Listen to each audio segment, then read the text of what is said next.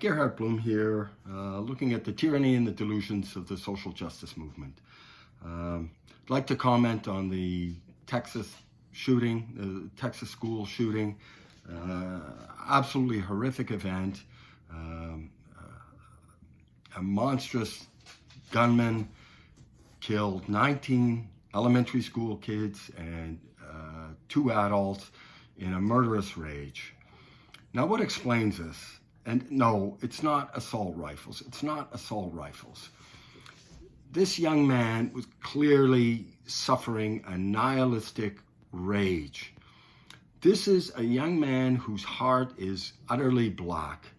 And without question, this is a world these are more and more events of these sorts will be visited upon innocent people as societies become increasingly bereft of the belief in God, the belief of a moral universe with meaning and purpose.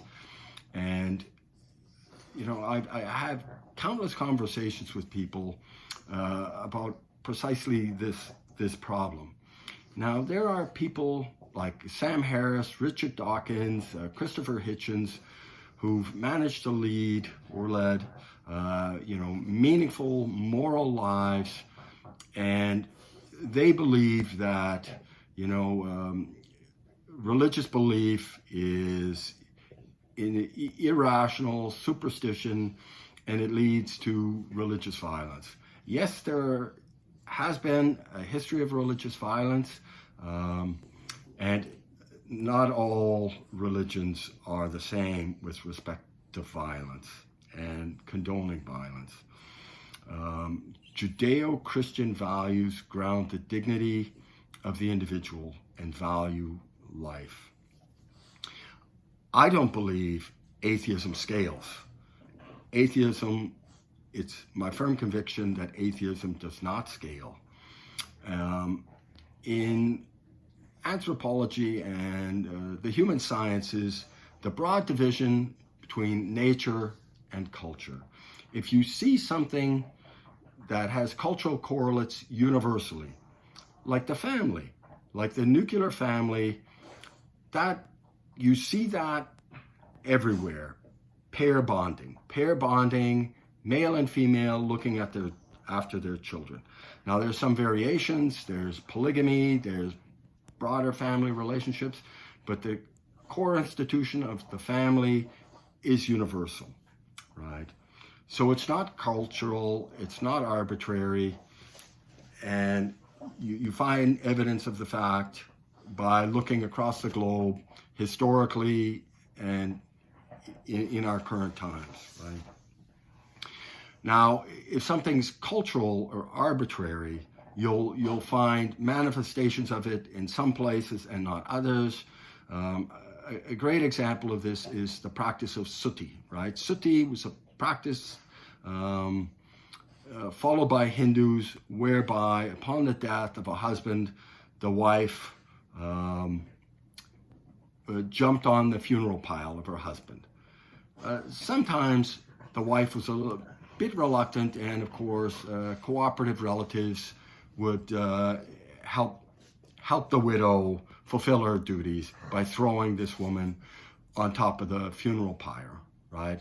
So this is an arbitrary cultural practice. You don't see cultural correlates across time and space, right? Well, religious beliefs, much like language is a human universal. It's not culturally arbitrary. Everywhere you find human populations, you find languages. But you have different languages. And this is true of religion. Although you find religion is a human universal, you find religious differences, right? Not all religions are created equally. And the respect for the human life and human dignity is something you find in the Judeo-Christian tradition. You do not find this in Islam. Now, my serious belief is that religion is a human universal, and when you consult history and anthropology, you recognize that that is indeed a fact. Now, what happens in the absence of religion? Now, there are some people, as I mentioned, can live meaningful, fulfill moral lives in the absence of religious belief. But I don't believe atheism scales. And I also think that people like Sam Harris, Richard Dawkins, etc., their moral intuitions are shaped by the Judeo-Christian tradition that they grew up in.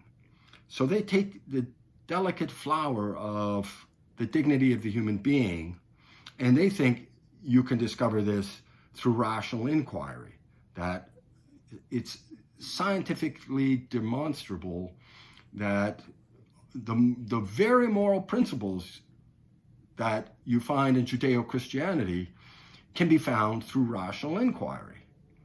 Well, that is curious, because we had two great atheistic experiments in the 20th century. You had fascism. Fascism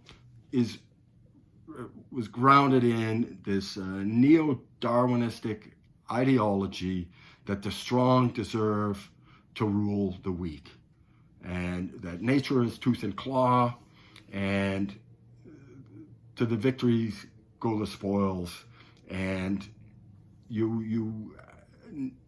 to demonstrate any regard for the weak and the suffering is to suffer some kind of moral cowardice. So you had, and the Nazis fully embraced the eugenics program, right? No respect for innocent life, the sick and the suffering. They were a handicap on the strength and the will of the nation. This is Nazism, fascism in Hitler's form. And a sidebar here, Charles Darwin was not a neo-Darwinist. He explicitly rejected that. So now you look at the other experiment. This was communism, aka scientific socialism. And just as for the Nazis, for scientific socialism, the individual meant absolutely nothing. Fascism killed 25 million people.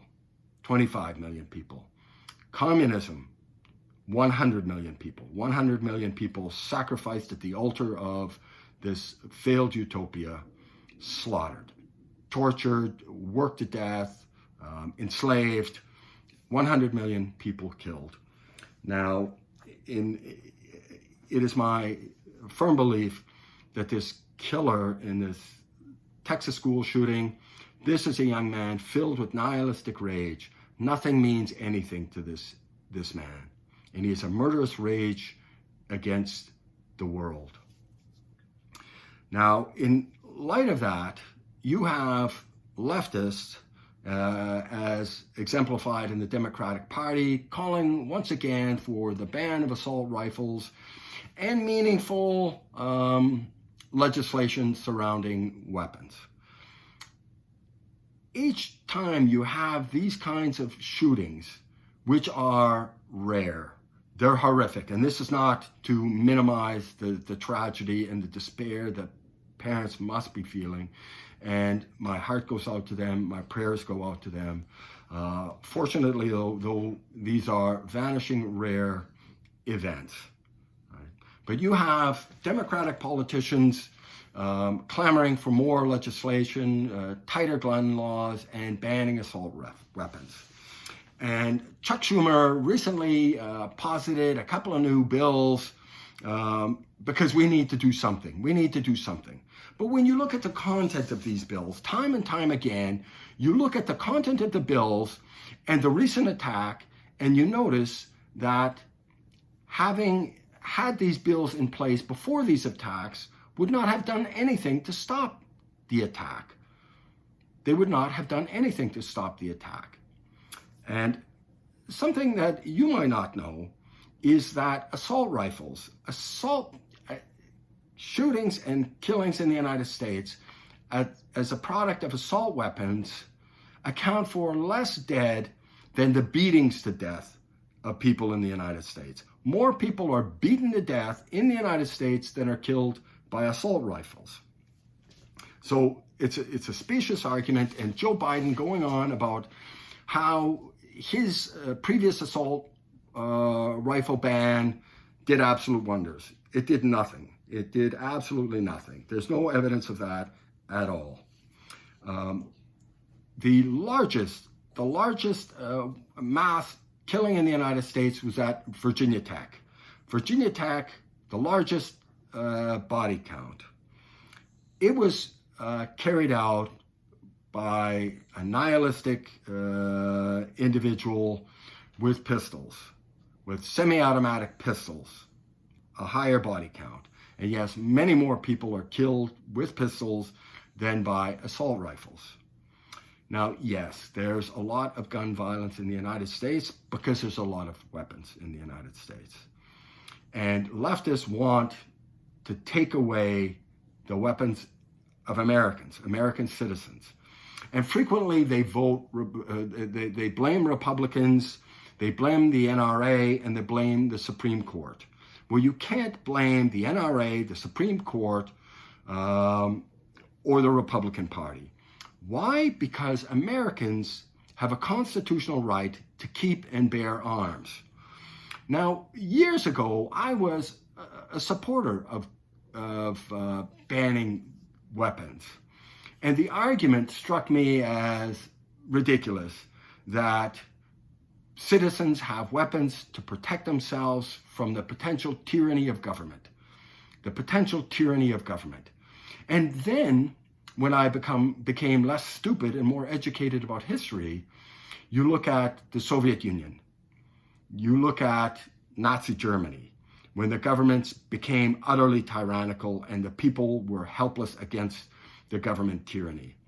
And when you see in the United States millions of dollars in police budgets in cities, not millions of dollars overall, in individual cities, like New York, Chicago, Los Angeles, millions of dollars in police budgets have been slashed. And at the same time they're slashing police budgets, crime rates and homicide rates are going through the roof. The government wants to take guns away from you. I imagine had teachers at that school in Texas, had they been armed and trained, they could have shot this homicidal maniac in the face and, saved, goodness knows how many lives. This is just an absolute disaster. And, the rhetoric from the leftists and the Democratic Party, they point to Republicans and argue that they don't care about innocent lives. They don't care about children. This is a disgusting attempt to turn a national tragedy into some political vehicle for themselves. And speaking of vehicles, right, do we remember the Waukesha attack by an enraged, hate-filled black man driving into a parade of a Christmas parade with little old ladies and children? Well, you didn't hear about gun control then because it wasn't a gun that carried out this brutal attack. 6 people were killed and 62 people suffered goodness knows how many catastrophic injuries. And no whisper from the leftists or the Democratic Party or Biden about black racism. No. Or when the subway attacker in New York opened a tear gas canister and started shooting people in a New York subway, you didn't hear about gun control legislation. Why not? Because New York City has some of the toughest gun legislation in the United States. And you didn't hear about black racist rage. But when a white man attacks and conducts one of these atrocities, it's white nationalism. Or in this case, because it's Hispanic youth, it's now the product of assault rifles. Well, it's not, right? It's not. So this lying needs to stop. And the leftists and the Democratic Party need to stop vilifying their fellow Americans. Americans have the right to keep and bear arms. And as this government becomes more and more authoritarian and less interested in providing public safety, more and more people will be interested in invoking their rights to bear arms. So I thank you for your time. I'm sure you all share in the deep sense of loss. 19 little kids in an elementary school, 2 adults, absolutely horrific. I hope you'll check out my book, Deconstructing Social Justice. It's available on Amazon. It's important, not because I wrote it. I wrote it because these issues are important. This leftist ideology is cancerous. It's eating away at the foundations of Western freedom and Western civilization. Thank you very much. Bye-bye.